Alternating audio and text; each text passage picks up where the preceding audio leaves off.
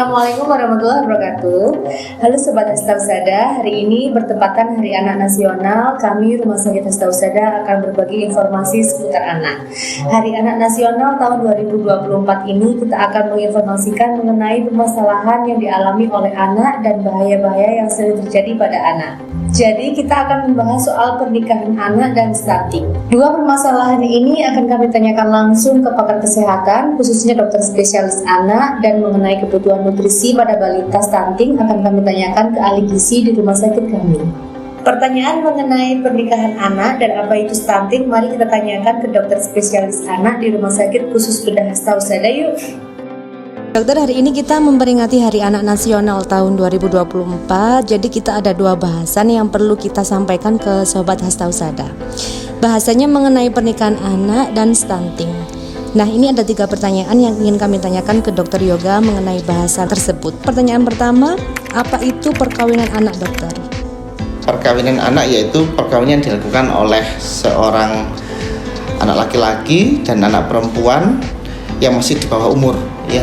Ikatan Dokter Anak Indonesia, batasan umur anak itu antara usia 0 hari sampai 18 tahun. Selama dilakukan di usia itu tetap akan dianggap perkawinan anak. Padahal pemerintah di tahun 2019 itu ada revisi undang-undang, yaitu Undang-Undang Nomor 16, bahwa perkawinan anak tetap perkawinan dilakukan ketika seorang anak laki-laki dan anak perempuan dengan umur sama-sama 19 tahun.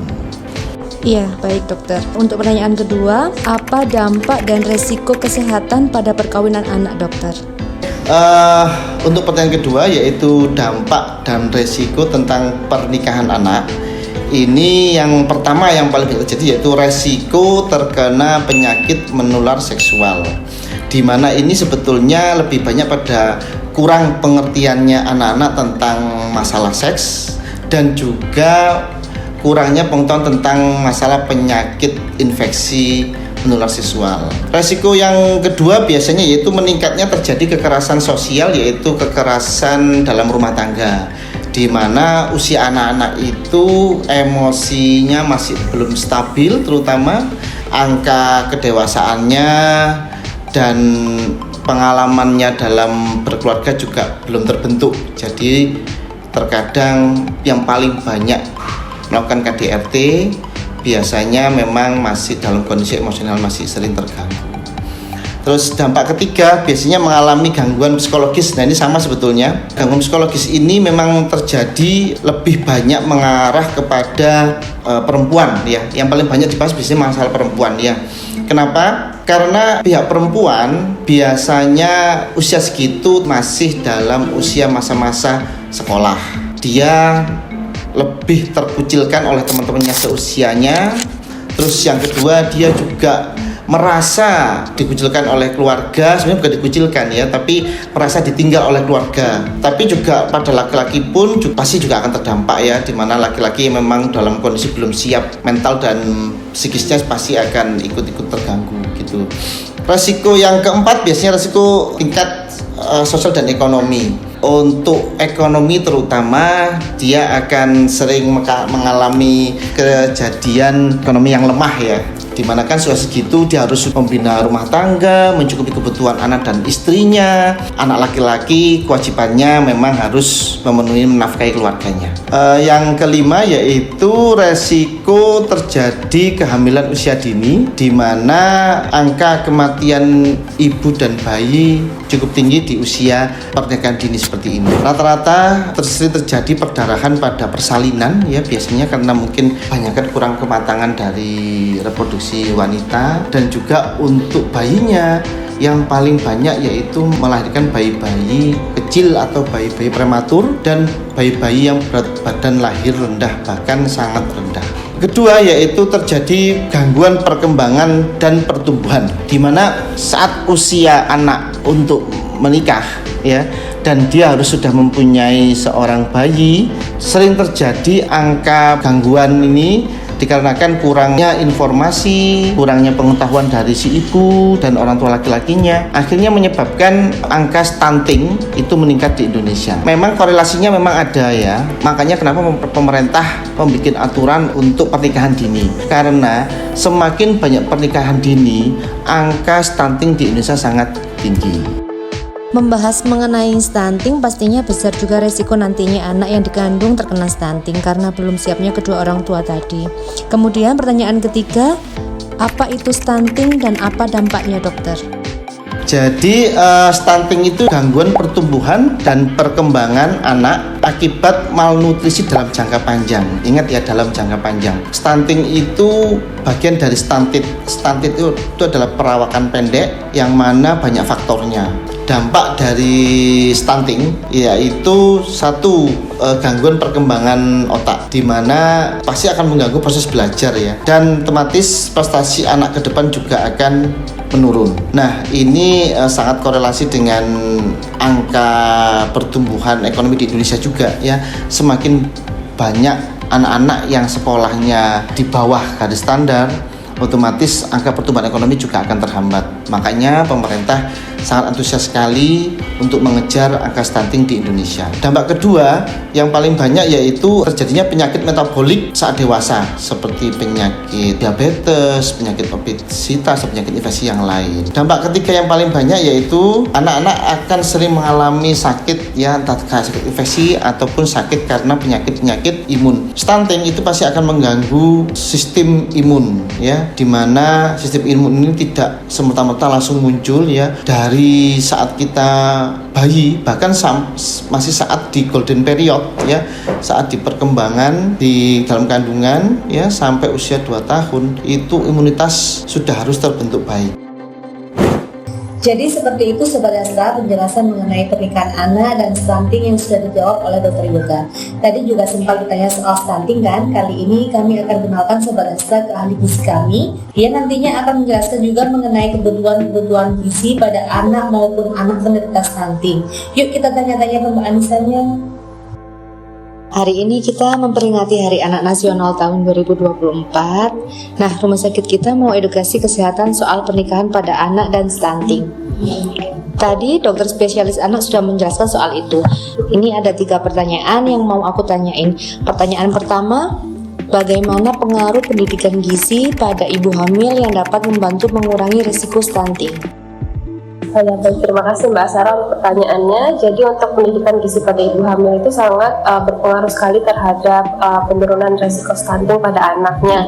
Jadi untuk pendidikan gizi itu dapat meningkatkan pengetahuan gizi dengan memperbaiki kebutuhan gizi anak. Jadi semakin baik pengetahuan gizi ibu, maka anaknya dapat mendapatkan asupan gizi yang baik juga. Kemudian juga peningkatan asupan gizi, jadi kualitas dari asupan gizinya juga baik. Jadi dari energi, protein, dan juga lemak, kemudian karbohidrat itu memiliki jenis makanan yang baik juga. Nah, kemudian pencegahan anemia pada ibu hamil itu juga bisa mempengaruhi dari penurunan resiko stunting pada anak. Jadi pemilihan bahan makanan yang mengandung zat besi yang tinggi juga bisa menurunkan terjadinya anemia pada ibu hamil. Kemudian peningkatan kesehatan ibu dan juga janin. Jadi dengan pola makan yang lebih baik, kesehatan ibu dan janin itu akan lebih terjaga. Jadi dia dapat mengurangi resiko komplikasi selama kehamilan. Gitu. Kemudian yang terakhir, pendidikan gizi pada ibu hamil juga bisa meningkatkan pemahaman terkait dengan praktik menyusui. Jadi diharapkan nanti ibu hamil atau ibu menyusui yang sudah melahirkan itu dapat memberikan ASI eksklusif selama 6 bulan bahkan sampai 2 tahun. Oke, sekarang pertanyaan kedua ya Mbak ya. Strategi gizi seperti apa yang perlu diterapkan oleh ibu hamil agar bisa mencegah terjadinya stunting pada balita? Jadi beberapa strategi gizi itu yang dapat diterapkan oleh ibu hamil ya terkait dengan pencegahan stunting. Itu dapat pertama adalah mengkonsumsi makanan yang seimbang. Jadi makanan yang seimbang itu atau makanan yang beragam variasinya dia dapat mengandung zat gizi yang kompleks juga. Jadi dari energi, karbohidrat, protein, dan juga lemak, kemudian vitamin dan juga mineralnya bahkan lebih banyak. Strategi yang kedua adalah peningkatan asupan zat gizi dan juga asam folat. Jadi dia mengkonsumsi makanan yang kaya zat besi seperti daging, kacang-kacangan dan juga sayuran hijau. Itu bisa membantu ibu hamil untuk mencegah terjadinya anemia. Kemudian yang strategi ketiga adalah konsumsi protein yang cukup. Jadi protein ini sangat penting sekali untuk pertumbuhan sel dan juga jaringan sehingga dapat mencegah terjadinya stunting. Nah, sumber protein yang baik itu juga bisa dari daging, ikan, telur, dan juga produk susu. Untuk strategi yang keempat itu ada asupan kalsium dan juga vitamin D. Jadi kedua hal ini penting untuk kesehatan tulang dan juga perkembangan janin. Nah, untuk sumber kalsium itu bisa meliputi susu, sayuran berdaun hijau, dan juga bisa menambahkan suplemen kalsium jika diperlukan. Kemudian untuk strategi yang selanjutnya adalah hindari makanan yang tidak sehat, makanan yang mengandung olahan tinggi, yaitu yang tinggi gula dan juga tinggi lemak, itu juga bisa berdampak negatif pada kesehatan ibu dan juga janin. Pertanyaan ketiga ya, makanan seperti apa yang mengandung gizi seimbang yang diperlukan untuk memperbaiki status gizi pada balita stunting? Untuk makanan yang mengandung gizi seimbang itu yang pastinya mengandung energi, protein, lemak, dan juga karbohidrat yang cukup ya. Jadi contohnya sumber protein itu seperti daging, ikan, telur, kacang-kacangan, produk susu, itu bisa mendukung pertumbuhan dan juga perbaikan jaringan pada janin, sehingga dapat memperbaiki status gizi pada balita stunting. Kemudian ada karbohidrat kompleks, yaitu seperti nasi, roti, dan kentang, biji-bijian utuh juga bisa membantu perbaikan dari status gizi stunting. Dan sayuran dan buah-buahan karena ini mengandung vitamin dan juga mineral, seperti contohnya adalah bayam, wortel, brokoli, dan juga buah-buahan seperti pisang dan juga jeruk bisa membantu untuk mengatasi status gizi stunting. Oke, baik, terima kasih sudah memberikan jawaban mengenai stunting pada anak. Semoga dapat memberikan manfaat di hari anak ini ya, Mbak. Sobat Hasta sudah paham kan bahayanya pernikahan anak dan pentingnya gizi yang tercukupi pada anak, khususnya anak penderita stunting. Untuk Sobat Hasta yang mengalami permasalahan kesehatan pada anak dan perlunya pemantauan gizi pada anak, bisa kunjungi poliklinik kami. Poliklinik anak setiap hari Senin sampai Jumat dan poliklinik gizi setiap hari Senin sampai Kamis ya. Mungkin cukup sekian informasi yang bisa kami bagikan ke Sobat Hasta. Terakhir, selamat Hari Anak Nasional 2024. Terima kasih yang sudah menonton. Wassalamualaikum warahmatullahi wabarakatuh.